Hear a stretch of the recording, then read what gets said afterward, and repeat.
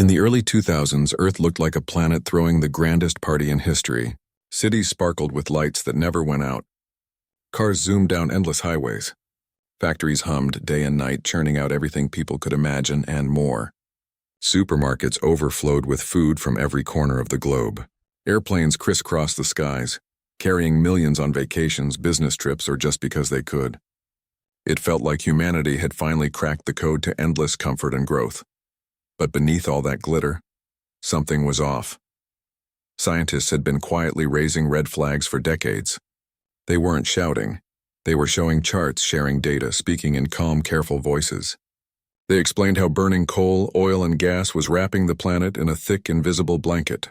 This blanket, made of carbon dioxide and other gases, was trapping heat, warming the oceans, melting ice, and messing with weather patterns. They warned that if nothing changed, the feast wouldn't last. The party would end, and not with a toast, but with a crash. At first, many people didn't believe it. Or maybe they just didn't want to. After all, life was good. Why spoil the mood with bad news? Politicians nodded politely at climate conferences, signed agreements with firm handshakes and hopeful speeches, then went back home and kept approving new oil wells, highways, and shopping malls. Big companies promised to go green, but often it was just clever advertising, like slapping a leaf on a plastic bottle and calling it eco-friendly. Yet, the signs kept coming. Glaciers in the Alps and the Andes began shrinking faster than anyone expected.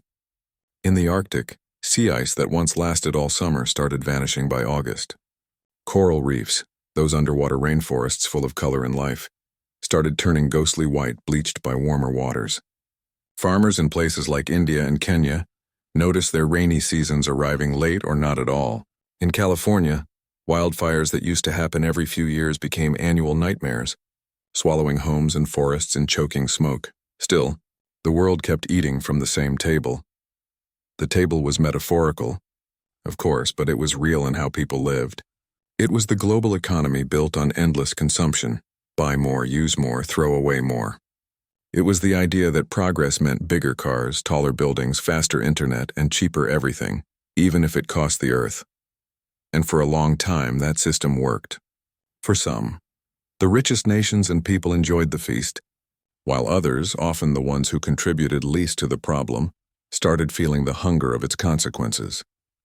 What made it stranger was that solutions existed. Solar panels were getting cheaper. Wind turbines spun quietly on hills and offshore. Electric cars were no longer science fiction. Countries like Denmark and Costa Rica showed that clean energy wasn't just possible. It could power whole nations. But shifting the whole world away from fossil fuels meant changing habits, rewriting laws, and challenging powerful industries. That kind of change felt slow, messy, and uncomfortable. Easier to pretend the party could go on. And so, while scientists grew more urgent, using words like tipping point and irreversible damage, much of the world kept dancing. News cycles moved on to the next big thing: a celebrity scandal, a political drama, a new smartphone. Climate change became background noise, like a distant alarm no one could quite place. But the galaxy, if it could watch, might have seen something else. Not just greed or ignorance, but something deeply human. Fear. Fear of losing comfort. Fear of admitting we'd gotten it wrong. Fear that fixing this would mean sacrifice, and no one wanted to be the first to give something up. So instead of rethinking the whole feast, people tweaked the menu, recycled a little more, bought a bamboo toothbrush, felt guilty for flying, then booked another trip anyway. It wasn't that people didn't care. Many did, deeply. But caring wasn't enough when the system kept pushing in the opposite direction. Grocery stores still wrapped every cucumber in plastic. Fast fashion brands dropped new collections every week, tempting shoppers with $5 t-shirts made in factories running on coal power. Governments gave billions in subsidies to oil companies while cutting funds for public transit. The irony was thick. Humanity had never been more connected, more informed, or more capable of solving big problems. We'd put robots on Mars, mapped the human genome, and could talk to anyone on Earth with a tap on a screen. Yet when faced with the slow-moving emergency of a warming planet, we kept acting like guests at a banquet who refused to notice the floor is on fire. And all the while, the table groaned under the weight of our choices. Some began to whisper, "What if we're the last generation that can fix this?" But the whispers got lost in the noise of daily life. Bills to pay, kids to raise, jobs to keep. Climate change felt too big, too far off, too complicated. So the feast continued, even as the plates started to crack. What the galaxy might have found most puzzling wasn't the pollution or the politics, it was the contradiction. Humans could build symphonies and cure diseases, write poems that made strangers cry and send messages across time through art. They could also ignore a crisis unfolding in real time, right in front of their eyes, not out of cruelty but out of habit, distraction, and the quiet hope that someone else would handle it. But hope without action is just another kind of silence. And as the 2000s turned into the 2010s, that silence started to feel heavier, because the weather wasn't just weird anymore, it was dangerous. Floods drowned cities in Pakistan and Germany. Heat waves baked Europe and the American Southwest. Hurricanes grew stronger, wetter, more unpredictable. The warnings weren't coming just from labs anymore. They were coming from people's backyards. Still, the table remained crowded. No one wanted to be the first to stand up and say this has to stop, because standing up meant risking comfort, convenience, maybe even your job or your way of life. It meant admitting that the feast had a price and someone would have to pay it. So the world kept eating. But deep down, many knew, you can't keep taking from a table forever. Eventually it runs out, and when it does, no amount of speeches or promises will bring the food back. The galaxy watched, not with anger, not with judgment, but with a kind of quiet sorrow. Because it had seen civilizations rise and fall before, and it knew that the most tragic endings aren't caused by monsters or meteors, but by ordinary people choosing, again and again, to look away. By the 2010s, the cracks in the feast were impossible to ignore. What once felt like distant warnings, rising seas, strange weather, vanishing ice, were now knocking on people's doors. In small island nations, salt water crept into freshwater wells, turning drinking water brackish and ruining crops. Families who'd lived on the same patch of land for generations started packing up, not because they wanted to, but because the ocean was swallowing their homes inch by inch. They weren't asking for luxury, just a chance to stay dry to keep their children safe. But their voices, though clear and urgent, often got drowned out by louder conversations happening in richer countries. Meanwhile, on continents far away, wildfires began behaving like something out of a nightmare. Forests that had stood for centuries burned in days. Thick smoke turned daylight into twilight in cities like Sydney and San Francisco. People wore masks not for a virus but for the air itself, so choked with ash it hurt to breathe. Farmers watched helplessly as droughts turned fertile fields into dust bowls. Rivers that once rushed with snowmelt dwindled to trickles by midsummer. And yet, when world leaders gathered in grand conference halls to talk about climate, the talks often ended in polite disappointment. Promises were made, but action lagged far behind. Then came a moment that felt like a turning point, and not in a good way. In 2017, one of the world's biggest economies officially stepped back from the main climate agreement most nations had agreed to just 2 years earlier. It wasn't just a policy shift. It sent a message. To many, it felt like someone had quietly pulled their chair away from the table and walked out of the room. Not with anger, but with indifference, as if to say, this isn't our problem. That move didn't just slow global progress. It shook trust. If even the most powerful countries couldn't stay committed, who could? But here's the strange part. While governments hesitated, everyday people kept trying. Communities installed solar panels on rooftops even when it cost more upfront. Cities redesigned streets to make walking and biking safer than driving. Grandparents taught grandchildren how to compost food scraps instead of tossing them in the trash. These weren't headline-grabbing acts, but they mattered. They were quiet rebellions against a system that kept pushing consumption as the only path forward. Still, the big engines of the economy kept roaring. Oil companies reported record profits while quietly lobbying against clean energy laws. Plastic production soared, not slowed, as single-use everything became the norm, even as beaches filled with bottles, bags, and wrappers. Advertisements promised happiness through buying more, a new phone, a faster car, a bigger TV. And people kept buying, not because they were greedy, but because that's what the world around them encouraged. It's hard to swim against a current when everyone else is floating downstream. What made it all so confusing was the mixed signals. One day, a news segment would show scientists warning of catastrophic warming by 2030. The next day, A celebrity would jet off to a private island for a weekend getaway, and no one would blink. Schools taught kids to recycle, but the cafeterias still served lunch on styrofoam trays wrapped in plastic film. Governments funded climate research while approving new pipelines that would lock in decades of pollution. It felt like the world was trying to heal itself with one hand while punching itself with the other, and the cost fell hardest on those who had done the least to cause the problem. In parts of Africa and South Asia, where per-person carbon emissions were tiny compared to the West, people faced the worst of the droughts, floods, and storms. A farmer in Bangladesh might lose his entire rice crop to a sudden flood, while someone halfway across the world heated their swimming pool all winter. There was no malice in it, just a global system built on deep imbalance where comfort in one place meant suffering in another. Yet, even in the face of all this, many people felt stuck. Not because they didn't care, but because the problem felt too big for one person to fix. What difference can I make? Became a common thought. Turning off lights helped, sure, but what about the coal plant powering the whole city? Riding a bike was great, but what if your job was 30 miles away with no bus route? The system made it hard to choose differently, even when your heart said you should. Some began to wonder if the table itself was broken beyond repair. Maybe it wasn't about adding a few more green chairs or swapping plastic plates for bamboo ones. Maybe the whole idea, that endless growth and endless consumption could go on forever, was the real mistake. But questioning that idea felt dangerous. It threatened jobs, profits, national pride. So instead of reimagining the feast, most leaders just tried to make it look greener while keeping the same old menu. And so, the 2010s rolled on, a decade of rising alarms and half measures. Record heat waves baked cities. Hurricanes grew stronger, fueled by warmer ocean waters. Glaciers vanished faster than predicted. Yet global carbon emissions kept climbing. The gap between what scientists said was needed and what the world actually did grew wider, not narrower. But something else was stirring beneath the surface. A quiet frustration was turning into something louder. People, especially younger ones, started asking harder questions. Why are we still debating whether this is real? Why do we keep choosing short-term profit over long-term survival? They weren't just recycling or buying eco-friendly soap. They were demanding change at the root.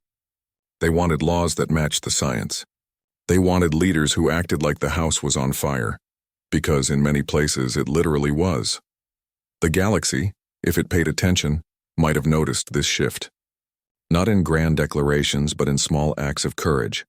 A student skipping school to protest outside City Hall, a fisherman documenting dying coral reefs with his phone, a teacher rewriting lesson plans to include climate justice. These weren't world-changing moments by themselves, but together, they formed a new kind of energy. One that refused to accept that the feast had to end in ruin. Still, the empty chairs at the table multiplied. Some nations made bold promises but delivered little. Others doubled down on fossil fuels, calling them energy security. Corporations pledged net zero emissions by 2050, but kept drilling for oil today. The message was clear: we'll fix it later. But later kept getting closer, and the bill kept growing. And all the while, the earth kept sending reminders. A summer so hot it melted roads. A winter so warm that fruit trees bloomed in December, only to freeze when real cold finally came. Nature wasn't waiting for humans to agree on a plan. It was responding to the choices already made. The fear wasn't just about the future anymore. It was about now. And the hardest truth of all? No one was coming to save the table. If it was going to be rebuilt, if the feast was going to continue in a way that didn't destroy the planet, it would have to be done by ordinary people, pushing from the ground up, one stubborn act of care at a time. Because the real tragedy wouldn't be if the galaxy watched in fear. It would be if humanity stopped believing it could change, right when it mattered most. Nobody expected it to start with one kid, sitting alone on the steps of a government building with a handmade sign. But that's exactly how it began. In 2018, a quiet act of protest in a cold northern city sparked something no one saw coming. That single student, skipping school not out of laziness but out of deep worry, became a symbol. And soon others joined, not just in one country but in hundreds. Every Friday, students walked out of classrooms, not to cause trouble but to say, our future is on the line, and you're not acting like it matters. What made it powerful wasn't the slogans or the marches. It was the honesty. These weren't politicians with scripts or activists with decades of experience. They were teenagers who'd grown up hearing about climate change like it was background noise, only to realize it wasn't background at all. It was the main story. And they were tired of being told to wait their turn while the world burned.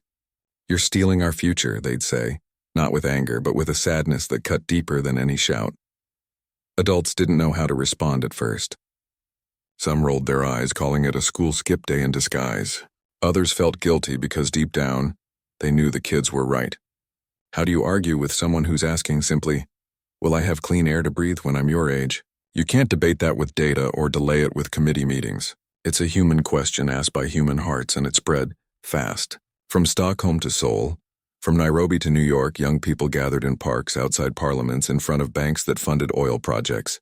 They held signs painted on cardboard. "There is no planet B. Don't let my textbooks become history books. Your inaction is our emergency." They didn't just demand clean energy, they demanded honesty. They wanted leaders to stop pretending small changes were enough when the science said otherwise. But it wasn't just students.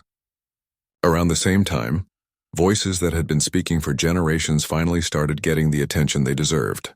Indigenous communities, who had protected forests, rivers, and wildlife long before climate became a buzzword, stepped into the global spotlight. They didn't talk about saving the planet as if it were a project. They spoke of the Earth as family, of rivers as ancestors, of forests as teachers. Their message wasn't about technology or policy alone. It was about respect, about remembering that humans are part of nature, not its owners. In the Amazon, elders stood with youth to block roads meant for illegal logging. In the Arctic, hunters documented thinning ice that made traditional travel dangerous.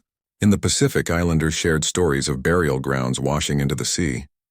These weren't abstract warnings, they were lived realities. And slowly more people began to listen, not because they were told to, but because the truth had a weight that couldn't be ignored. What made this moment different was the mix of voices. It wasn't just scientists in labs or activists on street corners. It was grandmothers teaching composting in community gardens. It was fishermen showing how fish stocks had collapsed in just 10 years. It was doctors warning that heat waves were killing more people than car accidents in some cities. Climate change stopped being a green issue and became a human one, touching health, food, jobs, justice, and safety. Schools started changing too.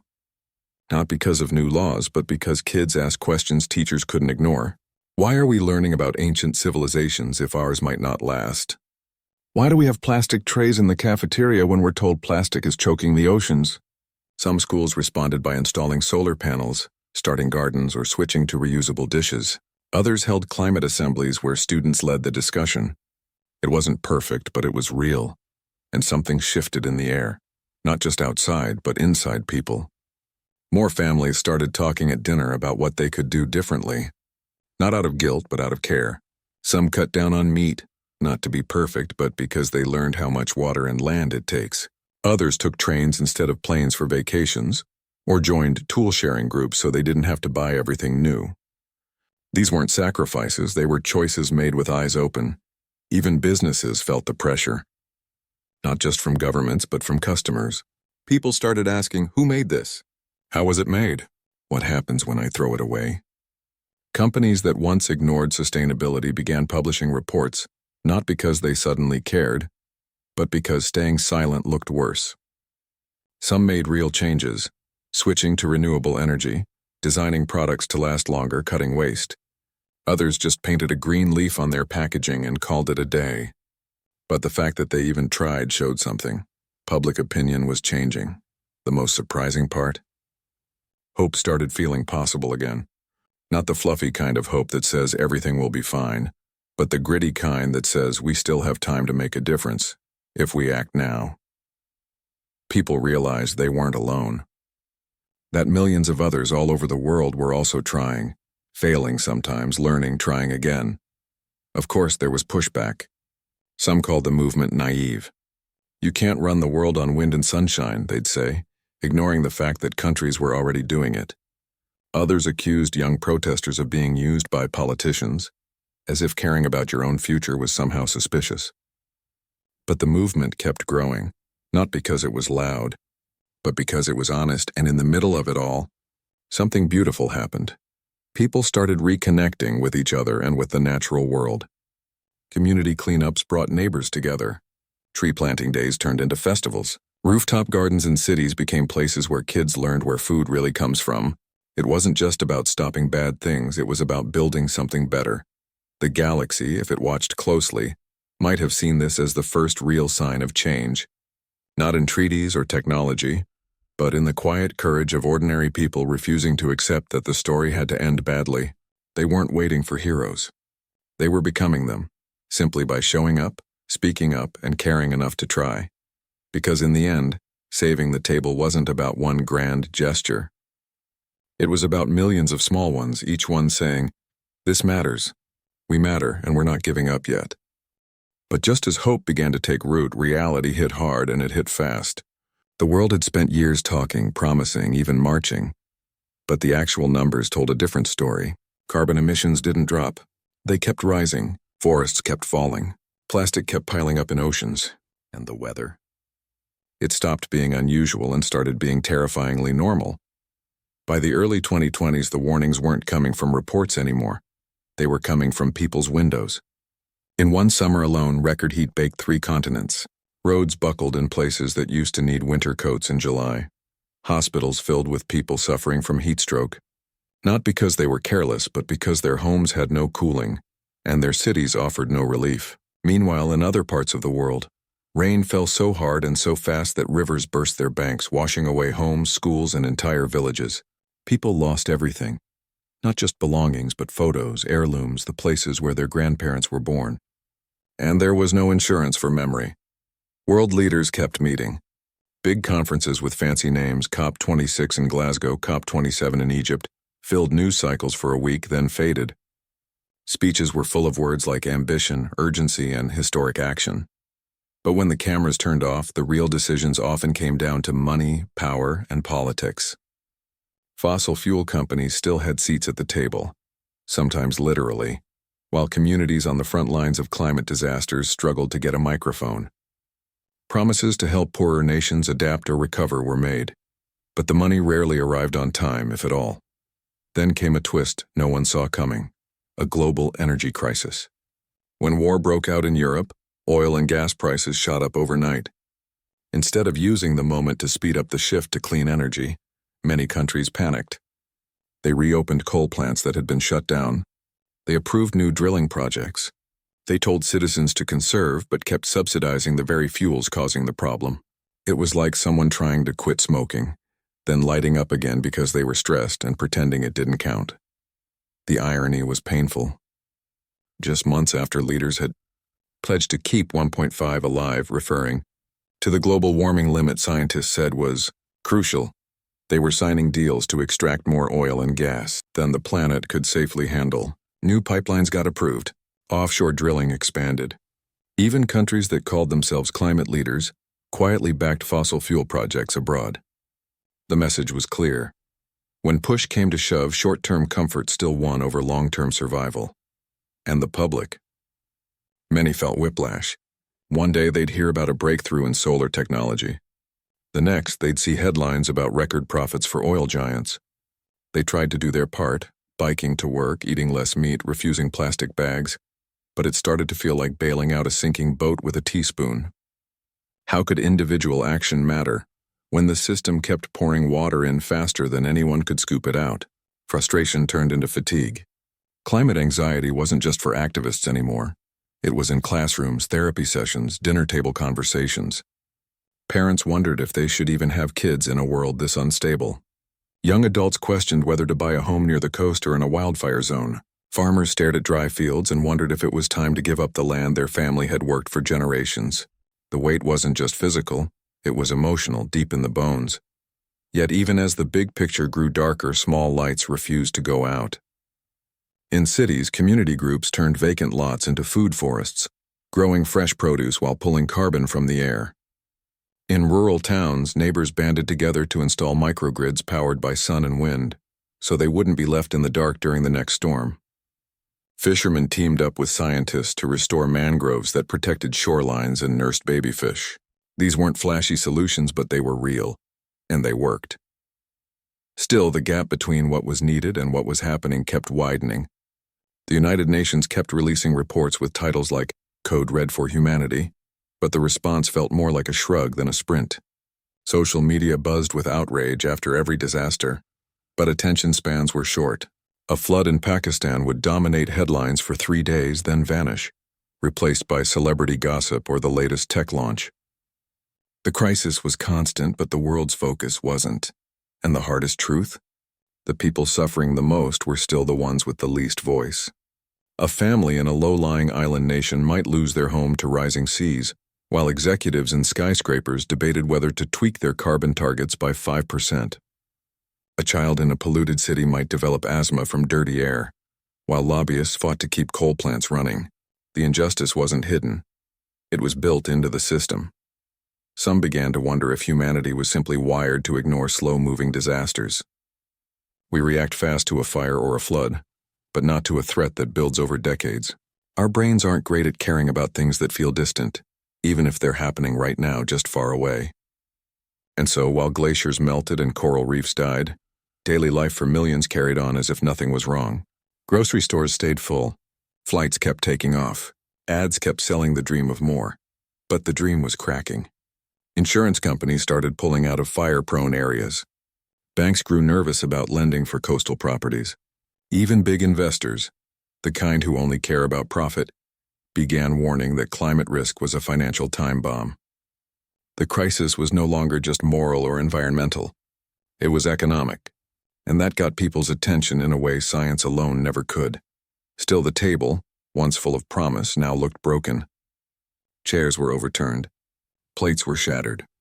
The feast had turned into a scramble, and yet no one was officially declaring it over. Leaders still talked about net zero by 2050, as if that distant date gave them permission to delay real action today. But scientists were clear. The next decade was the most important. Not 2050. Now. The galaxy, if it watched with anything like feeling, might have seen this as the moment of greatest tension, not because the end was certain, but because the choice was still alive. Humanity hadn't fallen off the cliff yet, but it was standing right at the edge, arguing about whether the ground was really crumbling. And in that tension, something strange happened. People stopped waiting for permission to act. They stopped believing that change had to come from the top. Instead, they started building the world they wanted to see, block by block, street by street, community by community. Not because they were sure it would work, but because doing nothing felt like giving up on each other. Because in the end, the real tragedy wouldn't be the storms or the heat. It would be looking back and realizing we saw the danger. We had the tools. We even had the will in places. And still, we let the moment slip away. The old table was gone. Not broken in a single dramatic crash, but worn down by years of neglect, half-hearted repairs, and too many people pretending it was still solid. What remained were splinters, scattered chairs, and the quiet shame of knowing they'd let it happen. But here's the thing about humans, they don't just sit in the ruins. They start building again, even when they're not sure what comes next. In the wake of all the broken promises and missed chances, something unexpected took root. A new kind of realism. Not the cynical kind that says it's too late, but the clear-eyed kind that says, we messed up, but we're still here. And we can still do better. People stopped waiting for one grand solution from governments or tech billionaires. Instead, they looked around their own neighborhoods and asked, what can we fix right here? And they got to work. In cities that once felt concrete-heavy and disconnected, people turned parking lots into pocket parks. Rooftops bloomed with vegetable gardens.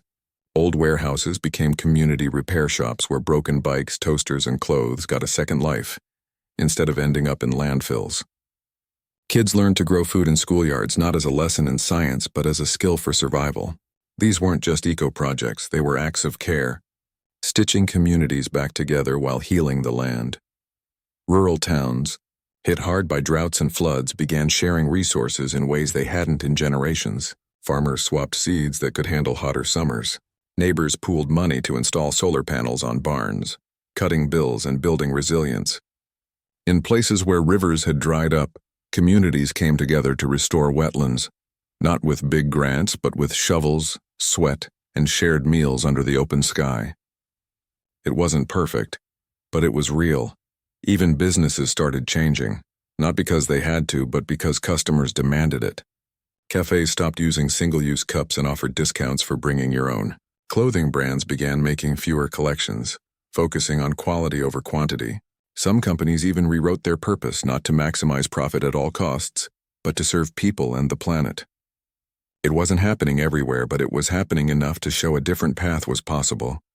And the law started catching up. Courts in several countries began ruling that governments had a legal duty to protect citizens from climate harm. Young people sued their own nations, not for money but for action. Judges listened. In some places, new laws banned advertising for fossil fuels just like tobacco. Others made it illegal to destroy old-growth forests. It wasn't revolution. It was slow, steady pressure turning into real change. But the biggest shift wasn't in policies or products. It was in mindset. People stopped seeing the environment as something separate, a place you visit on vacation or a cause you donate to once a year. They began to understand that clean air, clean water, healthy soil, and stable weather weren't luxuries. They were the foundation of everything: health, jobs, safety, even democracy. You can't have a strong economy if your workers are sick from heat. You can't have peace if people are fighting over water. You can't have a future if the basics are crumbling. This new awareness didn't come from fear alone. It came from love. Love for a child's first breath. Love for the smell of rain on dry earth. Love for the sound of birds returning to a restored forest. People weren't just trying to avoid disaster. They were trying to protect what made life worth living. Of course, the old habits didn't vanish overnight. Planes still flew. Plastic still showed up in places it shouldn't. Some leaders still talked big while doing little. But the balance was shifting. More people questioned every purchase, every policy, every promise. Is this helping or hurting? Became a common thought, not just among activists, but among parents, teachers, shopkeepers, and students. And the Global South, long treated as an afterthought, started leading in ways the world finally noticed. Countries that had contributed almost nothing to the climate crisis were now showing how to live lightly on the earth. They revived ancient farming methods that stored carbon in soil.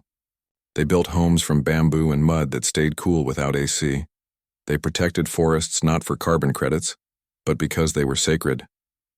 The world began to realize the answers weren't just in high-tech labs. They were also in old wisdom waiting to be remembered.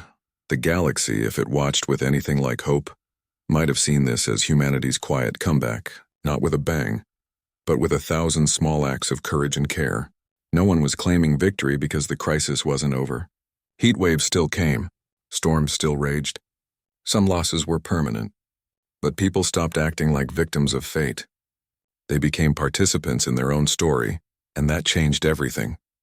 Because the real question was never whether the planet would survive.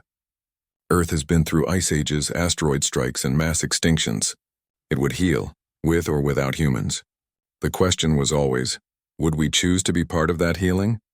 Or would we keep acting like guests at a feast that had already ended? Now more than ever, people were choosing to stay, not by pretending everything was fine, but by facing the truth and building something better anyway. They knew they couldn't undo the past, but they could shape what came next. And they did it not with perfection, but with persistence. A teenager plants a tree, knowing they might never sit in its shade. Grandmother teaches her. Grandchild how to save seeds. A city council votes to turn a highway into a bike path.